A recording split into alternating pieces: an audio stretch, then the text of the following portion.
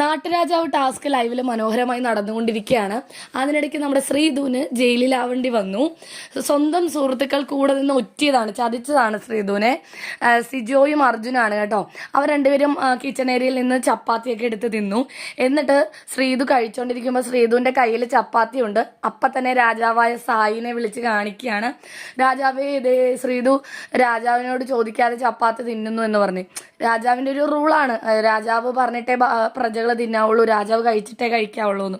അതിനു മുമ്പേ ശ്രീധു കഴിച്ചു എന്ന് പറഞ്ഞിട്ട് ശ്രീധുവിനെ ഒറ്റിക്കൊടുത്തു നമ്മുടെ സിജോയും അർജുനും. അങ്ങനെ ജയിലിലാക്കി. അപ്പോൾ രാജാവിൻ്റെ കുറച്ച് റൂൾസ് ഇങ്ങനെയാണ്: ശബ്ദം ഉണ്ടാക്കാതെ മാത്രമേ എല്ലാവരും പാട്ട് പാടാവുള്ളൂ, സംസാരിക്കാൻ പാടില്ല, ആംഗ്യം മാത്രമേ കാണിക്കാവുള്ളൂ, അതുപോലെ ഇരിക്കാനോ കിടക്കാനോ പാടില്ല, എപ്പോഴും നിൽക്കണം, ഡെൻ റൂമിൽ മാത്രമേ നിൽക്കാവുള്ളൂ. അങ്ങനെ ഭയങ്കര റൂൾസ് ആൻഡ് റെഗുലേഷൻസ് ആണ്. രാജാവ് പട്ടിണി കിടക്കുകയാണെങ്കിൽ പ്രജകൾ എല്ലാവരും പട്ടിണി കിടക്കണം എന്നൊരു റൂളുണ്ട് കേട്ടോ. അപ്പോൾ ഏകാധിപത്യ ഭരണമാണ് അവിടെ നടന്നുകൊണ്ടിരിക്കുന്നത്. കുഴപ്പമില്ല, നമുക്ക് ലൈവ് കണ്ടുകൊണ്ടിരിക്കാം. ശ്രീധു ആണെങ്കിൽ ജയിലിൽ കിടന്നിട്ട്, രാജാവേ എനിക്ക് വെള്ളം ദാഹിക്കുന്നേ, അയ്യോ എനിക്ക് ദാഹിക്കുന്നേ, എനിക്ക് ഇതിൻ്റെ അകത്ത് കിടക്കാൻ സ്ഥലമില്ലേ എന്നൊക്കെ ഇങ്ങനെ വിളിച്ച് പറയുന്നുണ്ട്. രസമുണ്ട്, കണ്ടുകൊണ്ടിരിക്കാൻ രസമുണ്ട്. അപ്പോൾ ലൈവ് അപ്ഡേറ്റുകൾക്കായി നമ്മുടെ ചാനൽ മറക്കാതെ സബ്സ്ക്രൈബ് ചെയ്യുക.